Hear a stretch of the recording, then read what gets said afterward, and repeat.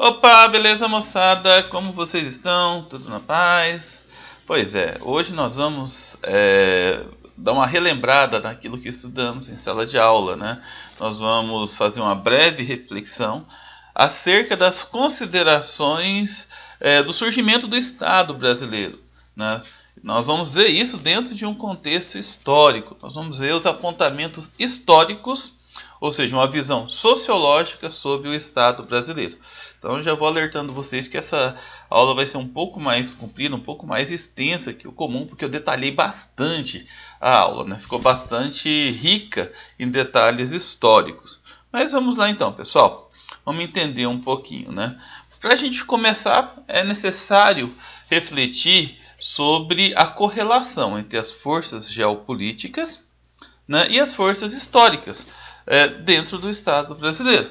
Então você tem aí que o Estado ele não tem como ser entendido, a formação do Estado brasileiro não tem como ser entendido se não for dentro desse contexto, não é verdade?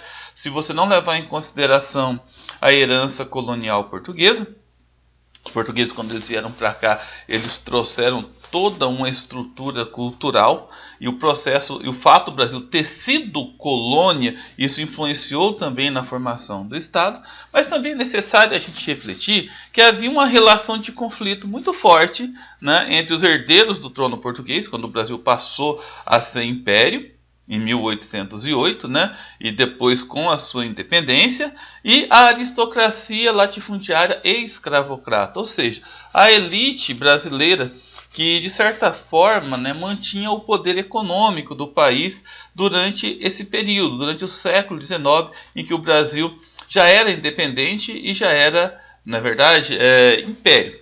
Aqui eu coloquei algumas questões que nós trabalhamos em sala de aula, que num outro momento eu trabalho com vocês novamente. Eu gravo um vídeo trabalhando com vocês, tá bom? Vamos então, pessoal, entender como que foi essa formação do Estado a partir da proclamação da República no século XIX. Vamos entender que durante esse período houve muitas modificações sociais, econômicas, políticas, culturais dentro da sociedade brasileira.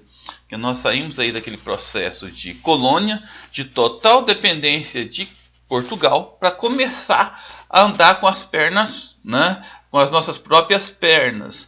E teve lá seus pontos positivos e seus pontos negativos. Não foi tão fácil assim, na verdade. A gente rompe os laços com a colônia, né, mas, no entanto, a herança colonial continua muito forte. E essa herança colonial ela perdura até os dias de hoje. Hoje com menos visibilidade, mas no início do século XIX, quando teve a independência, né, ela era bastante forte. Até porque aquele período dos reinados sofria uma influência muito grande da elite colonial que queria ter sua independência, queria colocar lá os seus pitacos dentro da administração brasileira, né? A colonização legou uma sociedade cuja elite era composta por senhores de terras escravocratas. E isso, pessoal, não é uma coisa legal de se falar. Não é uma coisa legal pelo seguinte: o Brasil foi o último país do mundo a abolir a escravidão. A escravidão da forma como era naquele período. Porque a escravidão, de certa forma, existe até os dias de hoje, não é verdade? Então você tinha aí uma sociedade dividida entre uma elite, né, uma aristocracia, uma elite oligárquica, latifundiária, entendeu? Essa elite estava diretamente associada ao comércio exportador. Nosso principal produto na época era o café, mas também tinha a cana-de-açúcar, que era muito importante. E a mão de obra, em geral, eram os escravos, que na verdade era a maioria dos brasileiros. Mais da metade da população brasileira era de escravos ou descendentes diretos de escravos, que era a massa trabalhadora. Você tinha uma minoria que mandava no país, você tinha a grande maioria que era desprovida de direitos. Dom Pedro I, né, que foi o autor da proclamação da independência, na verdade, ele foi o autor aí da independência. Ele teve bastante problema, bastante conflitos com a aristocracia latifundiária. E por isso ele outorgou uma constituição, que foi em 1824. Essa Constituição, ela combinava instrumentos de representação política, ou seja, né, é instituído aí o voto, né, o voto censitário, e ele instituiu também os 4 poderes: o legislativo, o judiciário, o executivo e o moderador. Sendo que o poder moderador competia apenas ao monarca e dava a ele autoridade para interferir nas demais esferas, ou seja, o monarca tinha poder total. Bom, essa representação política, ou seja, só podia ocupar cargos públicos, né, principalmente cargos políticos, no legislativo, no judiciário, no executivo, quem era rico. Ou seja, só quem frequentava os círculos aristocráticos. Então, o nível de riqueza, ele era critério para você ocupar cargo público durante esse período. Nós tivemos várias fases monárquicas, né? Primeiro foi o primeiro reinado, de 1822 a 1831. Segundo foi o período regencial, porque Dom Pedro I volta para Portugal, a pedido da família real, né? Dom Pedro II era criança ainda, era bastante novo, não podia assumir. E depois veio o segundo reinado, a partir de 1840 até a proclamação da República em 1889. Durante todo esse período, pessoal, teve uma tensa relação entre a elite latifundiária e o poder monárquico, né? E a gente pode observar aí que durante esse período nós tivemos aí muitas manifestações, muitas revoltas aqui no Brasil, né? Muitas leis foram aprovadas, como a lei do sexagenário, a lei do ventre livre, a lei Eusébio de Queiroz, a lei de terras, né? E mediante essas leis de aprovação, que gerou muito conflito entre a elite, né, e o governo, muitas manifestações também por parte da população como um todo, fez com que o Brasil fosse mudando e criando cara nova. Foi durante esse período aí que entrou muitos migrantes europeus com características culturais totalmente diferentes aqui no Brasil, né? Um destaque para os italianos e para os alemães, né? Mas todos esses conflitos, né, trouxeram muitas transformações políticas, sociais e econômicas para a época. Transformações essa, pessoal, que culminaram com a proclamação da República em 1889. Aqui nesse slide eu coloquei os principais motivos que levaram à proclamação da República em 1889. Primeiro, o início da modernização socioeconômica, as lutas pela abolição da escravidão. Aqui é bom a gente levar em consideração, né, que, como eu falei da elite aristocrática, essa elite tinha filhos. E onde que eles estudavam? Na Europa. A Europa não era mais escravocrata, já estava no ápice da Segunda Revolução Industrial. Então, quando eles voltavam para o Brasil, eles voltavam cheios de ideias. Ideias essas que divergiam, né, do poder aristocrático aqui no Brasil, ou seja, de seus pais, né? Então o movimento abolicionista, o movimento republicano passou a crescer muito, né? A supressão oficial do trabalho escravo, as dissidências aristocráticas, o movimento republicano, os conflitos do Império, né, com a Igreja Católica e o Exército, ou seja, tudo isso foram motivos que levaram à proclamação da República no dia 15 de novembro de 1889. Aqui tem algumas questões que nós refletimos durante a aula, né? Como eu já disse, no momento oportuno nós vamos falar sobre ela. Vamos ver agora, pessoal, as fases da República. Então, a República, para chegar nos dias de hoje, ela passou por várias e várias fases. Então, a primeira fase é considerada a Primeira República ou República Velha, que foi aí do início da proclamação até a Era Vargas, né?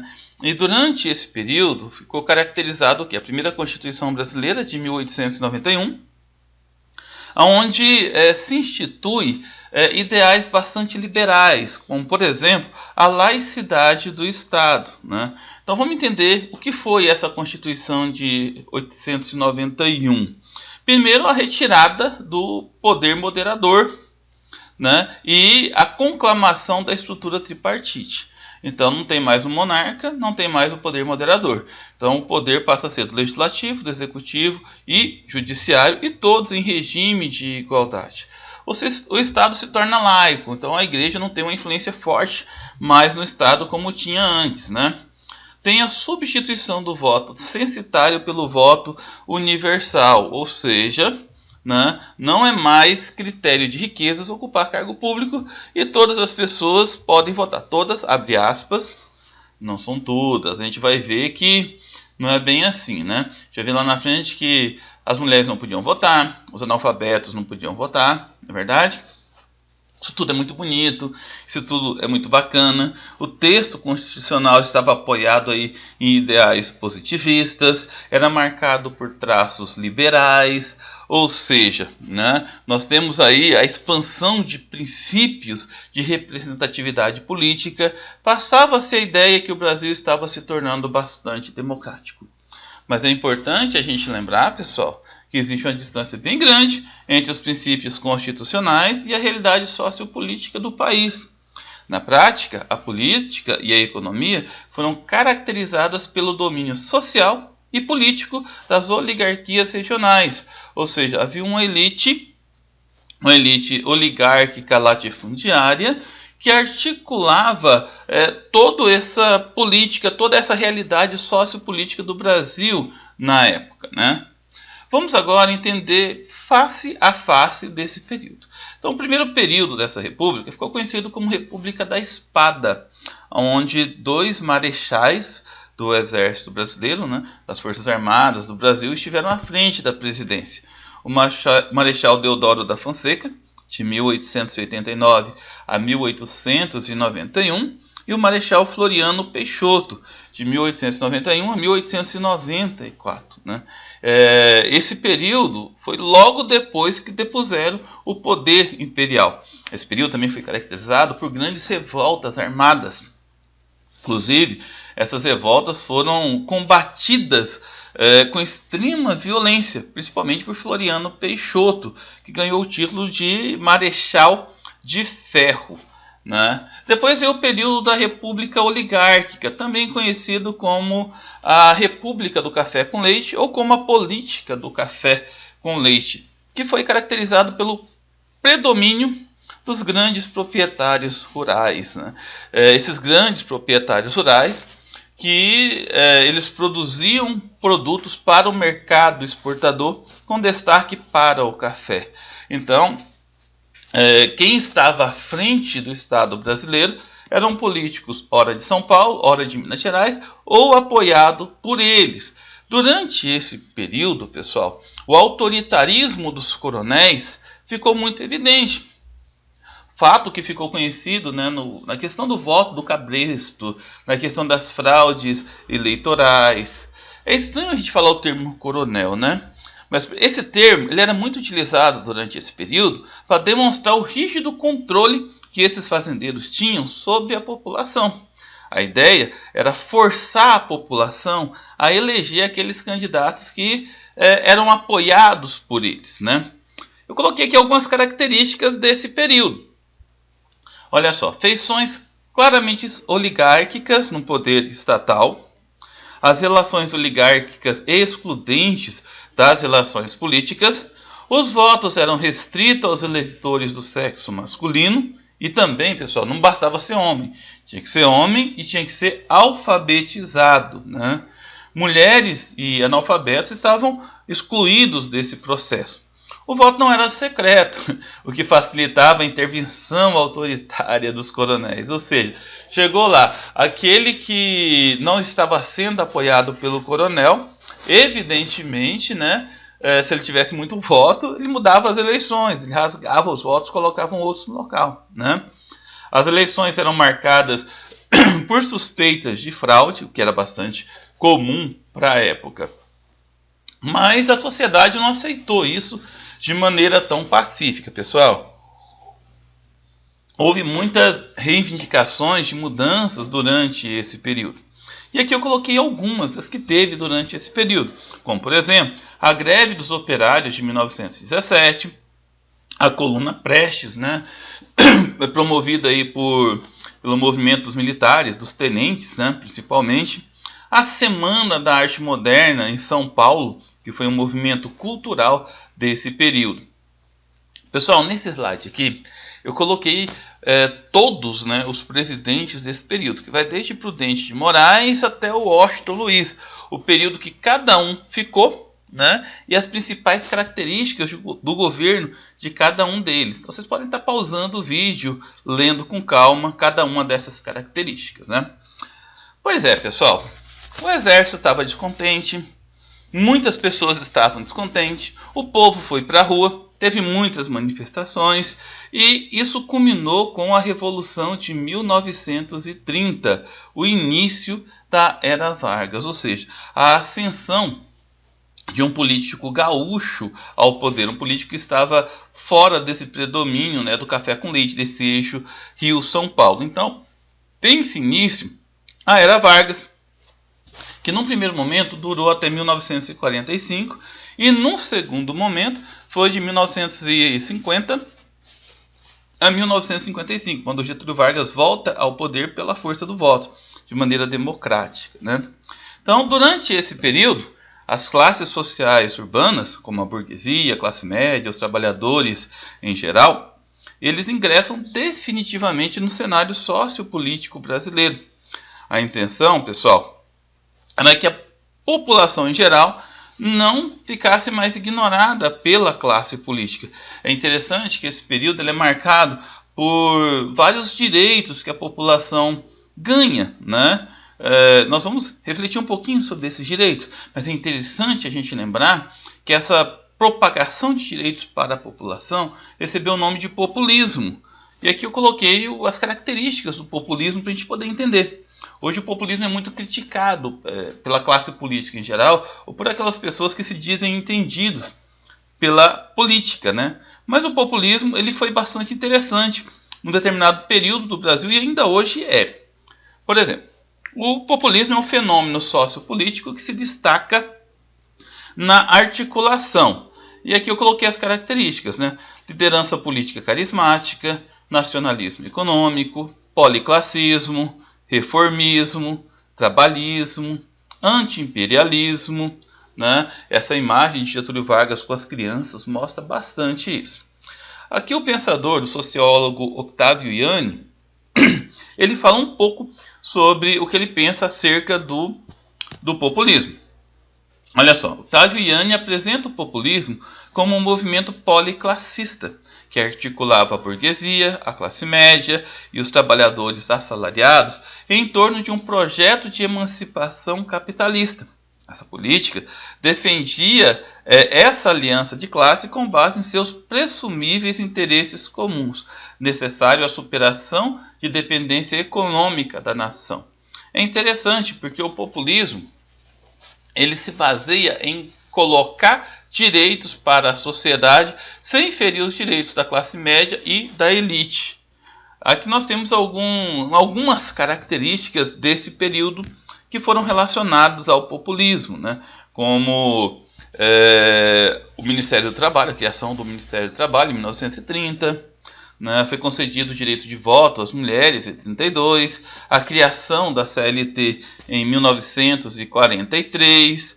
Então, o discurso populista, o discurso retórico, ele é amplamente anti-imperialista e anti-oligárquico. Ou seja, pessoal, ele não era tão radical e ele era bastante conciliatório. Ele atribuía importância estratégica da atuação do Estado como promotor do desenvolvimento industrial e também das reformas sociais. O Estado ele passa a ser muito importante, ou seja, o Estado precisa desenvolver a indústria. E durante esse período, a partir de 1930, o Estado passa a investir maciçamente em industrialização. Essa industrialização que se configura lá com o JK, tá, pessoal? Lá no plano de metas, no final da década de 1950. Ampliou-se a mobilização política de alguns grupos sociais, como os trabalhadores urbanos. Bom, em 1934, Getúlio Vargas ele conclama, né, uma Assembleia Constituinte, entendeu? E elabora uma Constituição. Essa Constituição, que foi muito curta, né, ela foi suspensa em 1935, vigorou apenas para um ano, né? E essa Constituição tinha algumas coisas bem bacanas, como por exemplo, ela concede às mulheres o direito aos votos. Ele prevê o estabelecimento de direitos sociais aos trabalhadores. É instituído, por exemplo, o Sistema Público de Saúde, o Ministério do Trabalho e assim por diante. Assim como também previa eleições diretas. Só que Getúlio Vargas, com medo de sair do poder, já que ele não foi eleito pelo povo, ele subiu ao poder mediante um golpe de Estado, então ele suspende essa Constituição e delega outra Constituição, ou seja, institui outra Constituição, a polaca, a Constituição de 1937, aonde passa a vigorar o Estado Novo. É onde o Getúlio Vargas ele passa por um período ditatorial. A desculpa que ele usou foi o perigo comunista, o perigo vermelho. Dentro dessa ótica, ele eliminava aí os partidos políticos, ele concentrava todos os poderes do Executivo e do Legislativo na presidência da República, ele acaba com as eleições diretas, ele censura a liberdade de expressão. Obviamente, muita gente não concordou com isso e se levantou contra o governo, principalmente os intelectuais da época. Os intelectuais, professores, estudantes, escritores, eles têm aí uma tendência a se levantar contra a arbitrariedade.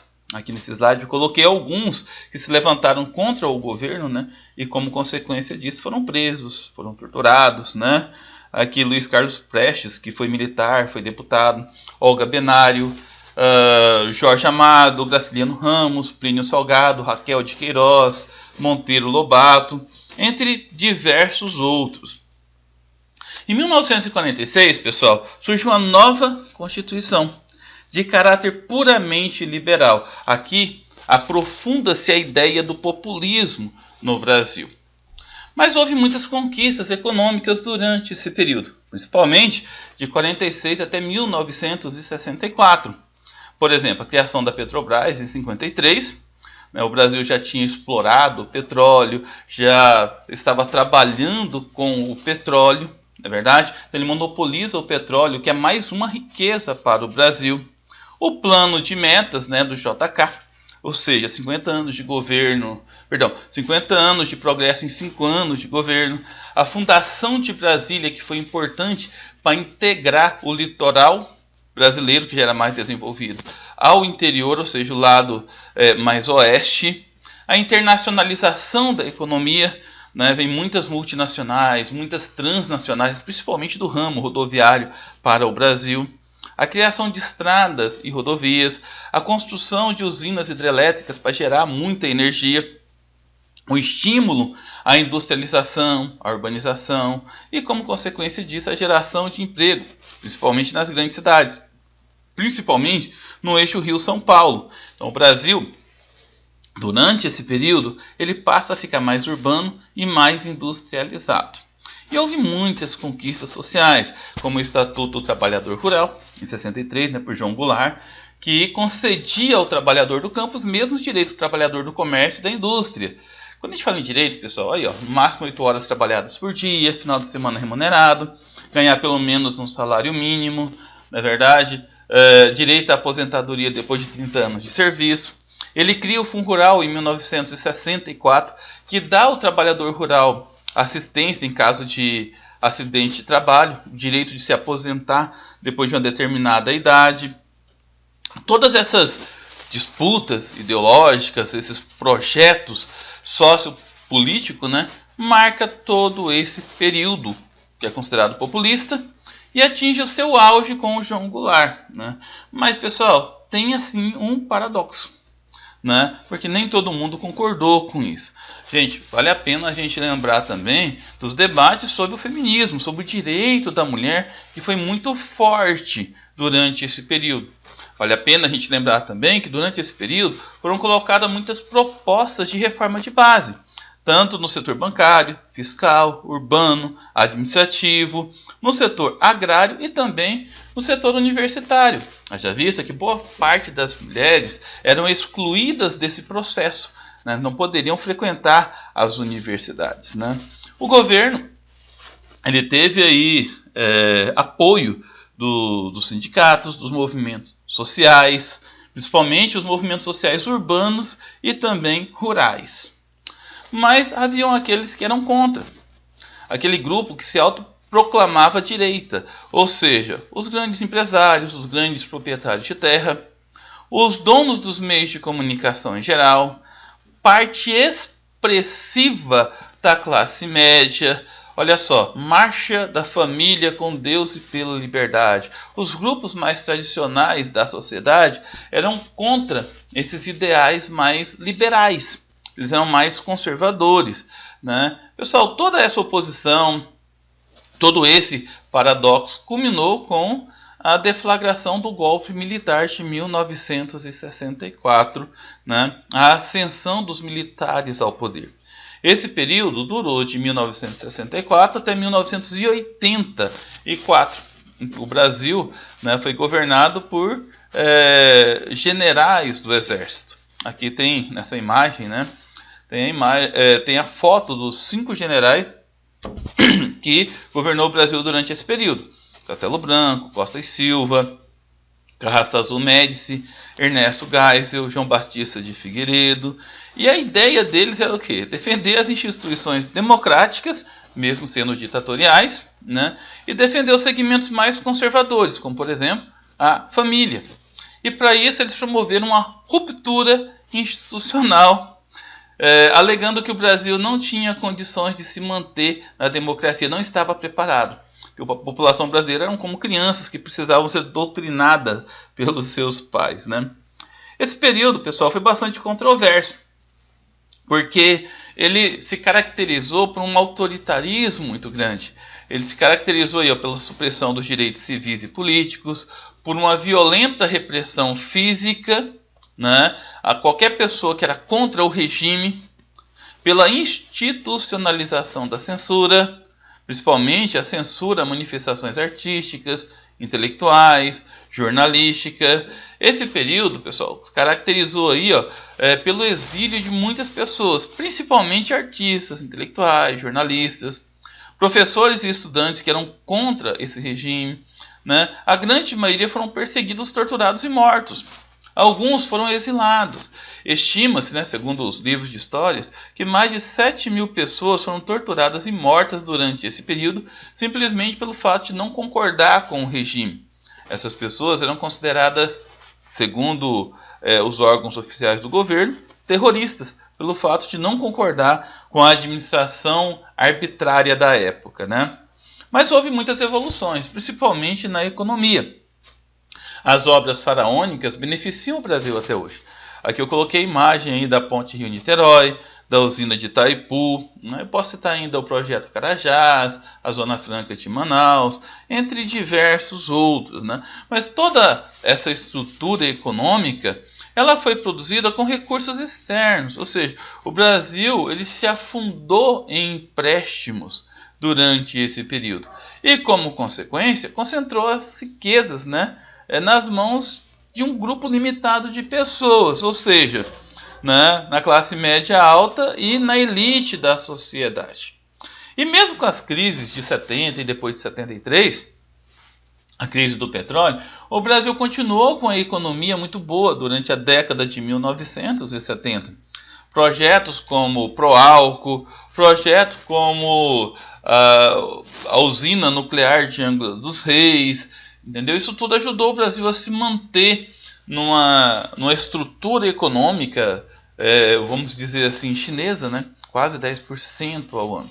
O problema, pessoal, é que durante a década de 1980, o Brasil entra numa espiral inflacionário muito grande. É a chamada década perdida.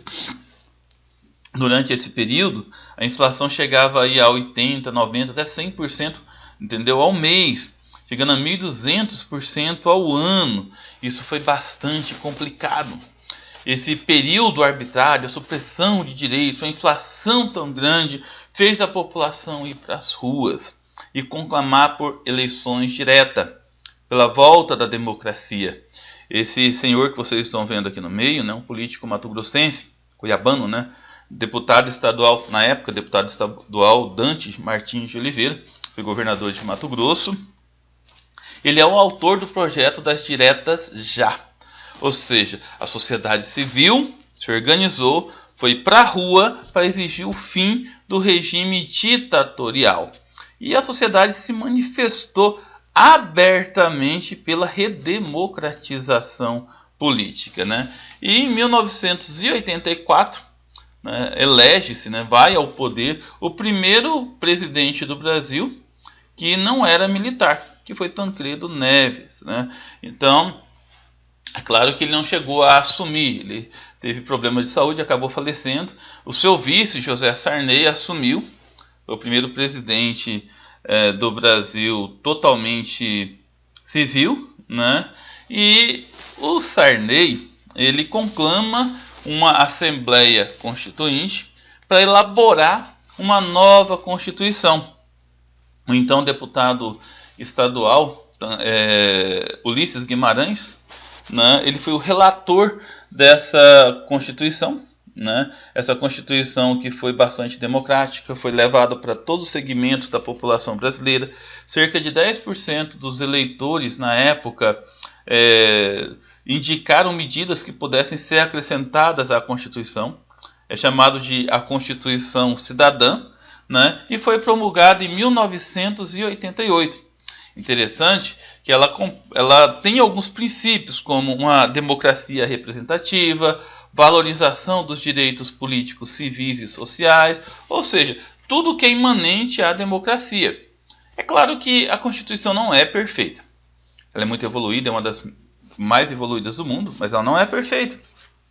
Tanto é que, vez ou outra, os nossos representantes eles precisam ditar emendas constitucionais, decretos, né, para poder instituir algo a ser acrescentado, né, na legislação para o povo. Em 1989 tem as primeiras eleições diretas para presidente. Esses dois camaradas que vocês estão vendo na foto, o Luiz Inácio Lula da Silva e o Fernando Collor de Mello, eles foram para o segundo turno, né, onde que esse segundo, o Collor, foi eleito presidente do Brasil. Só que o Collor ele adquiriu medidas antidemocráticas, né, como o confisco da poupança, por exemplo, uma tentativa de acabar com a inflação no Brasil, e que gerou muitas manifestações da sociedade, como os caras pintadas, né, o Fora Collor. E ele saiu, né, primeiro renunciou, depois sofreu impeachment, entrou o Itamar Franco, criou o Plano Real e uma pequena estabilidade na economia, depois o FHC, né, Fernando Henrique Cardoso, depois o Lula e assim por diante. Então o Brasil ele passa a mostrar sinais de efetivação nos direitos e na cidadania.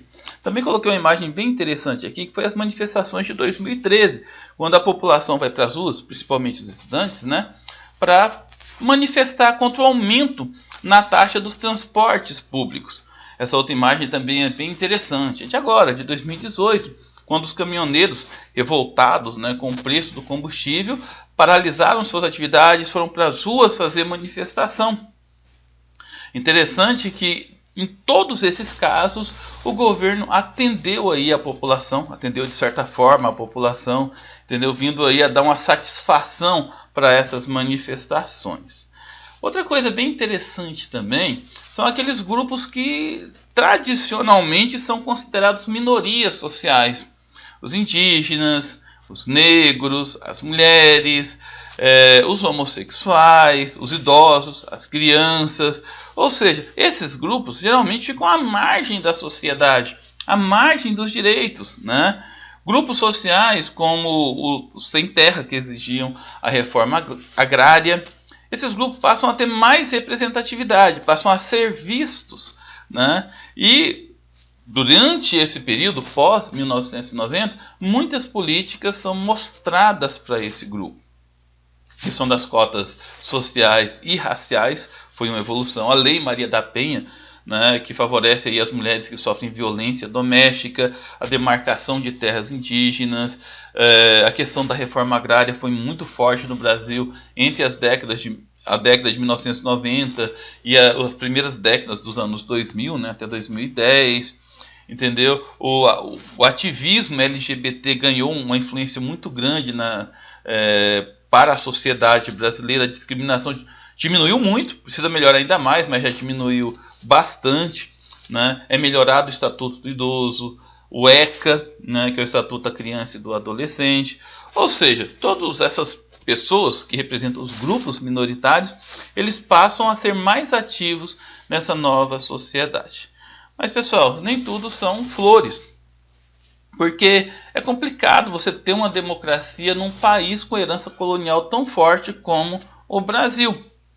É óbvio que existe aí a persistência de práticas autoritárias, principalmente entre os políticos, principalmente entre a elite, né? E se observa aí uma elite, principalmente dentro da classe média, que está pedindo o fim da democracia, pedindo aí a intervenção militar.